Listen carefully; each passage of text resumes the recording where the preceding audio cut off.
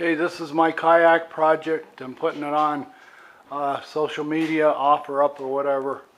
This is about a 14-foot fiberglass kayak that I picked up at Goodwill about 5 years ago.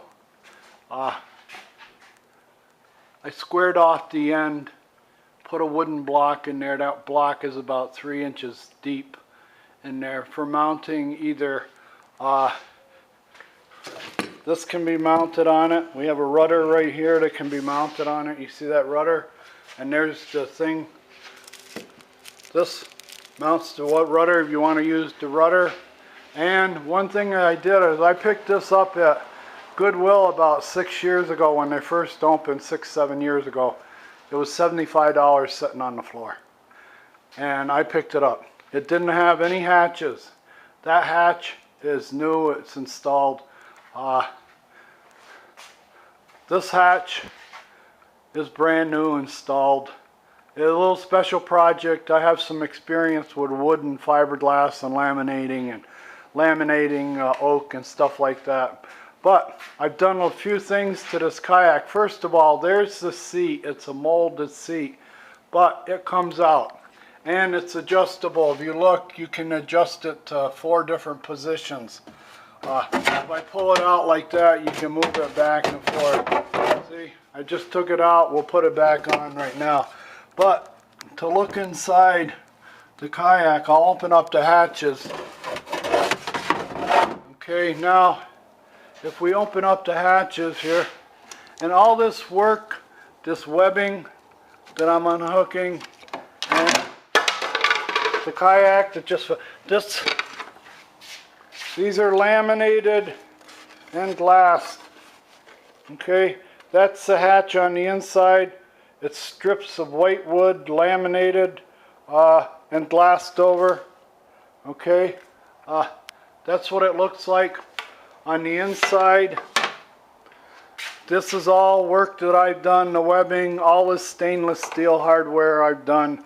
I put this frame, it's all laminated oak, thin strips. Same with this right here, it's all laminated. So you have storage, and with that hatch, all it has to be done is that hatch or this surface right here, just a light strip of rubber, like sticky back rubber on there. They like use in the airline industry, and you'll have that sealed. But I also, if you look, I've got rudder pedals. If you can see, I've installed rudder pedal systems for the inside, but I haven't run the cabling yet to the back. I'll open up this hatch here, see if I can do it without dropping it. Okay, here's the front hatch, or the back hatch, okay? But both ends, when I got it here from Goodwill, somebody had take these pool tubes and stuffed both ends with pool tubes, as many as they could get in, and then they filled it in with this foam. But there it is. This is the work I've done so far. I've installed the hatches, the webbing, and it's hanging on the wall here. These J hooks will go with the kayak if somebody needs them to hang it on the wall. But what I'm going to do now is I'm going to flip the kayak over and show you what I did on the bottom. Before I flip it, I want you to notice, see this row of screws? That's a row of screws that I fastened I had screws holding an oak strip. I'll turn the boat over and show you. Now, what else we have to go with this boat? I'll have to get all the other parts out. I'm going to shut it down for now. But there's the final look of it as it's on the wall. Okay?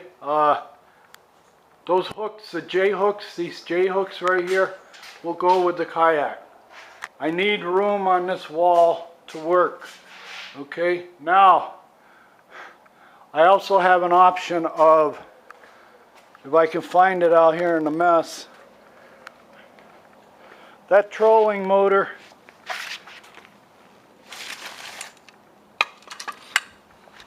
okay, this is like a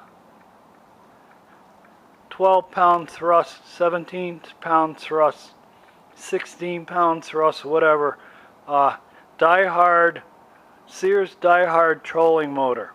Okay, and I reworked the bracket here, so that bracket right here will actually fit on the back of the kayak.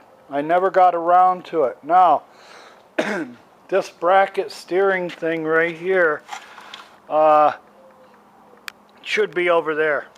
But I was just going to mount the motor and this cross thing for steering right there, and wire, and this control head right here.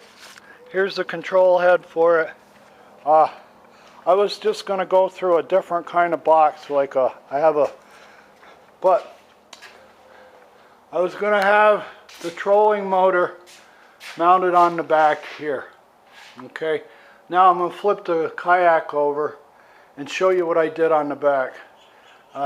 What I did is I took 2 oak strips and I ran them from, like, they're about 12 feet long or 10 feet long. 2 oak strips on each side on the bottom. The reason for those oak strips is to keep the boat from rocking. It's like a set of fingernails under the boat. When the boat, and another thing I have is I have these floats. I was going to put outriggers on it with floats and with a Scotty rod mount. I was going to have 2 rod mounts. The purpose of this was to mount 2 Scotty rod mounts with those floats over there, so that you have stability in the water. They're outriggers to keep the thing from tipping over. All that comes with the package. All that comes with the package. The floats, the rod holders, the hatches, everything else. And if I had help, I'd flip it over right now. But it's got to get out of here. I'm going to go put it on YouTube now. But anybody that wants to take over this project, I got to get rid of it. It kept me off the streets for 5 or 6 years playing with it. I learned a lot, did a lot. I just want to get rid of it. Thank you. Okay, the reason I'm taking this video is to show you the stand that comes with it. This stand, this PVC pipe stand comes with it, but I want to show you what I did.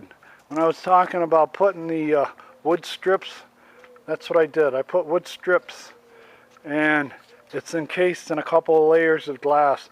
And the reason for those strips is stability of the canoe, of the kayak, and make it track straighter. It'll track straighter, and it won't be as tippy as it is. But we're going to put it back into the garage right now. Me and my helper will put it back in. But this goes with the package. The stand, the kayak, the trolling motors, the floats. There's the seat for it. We'll put the seat back in it. We're going to flip it over and put it back in the garage now.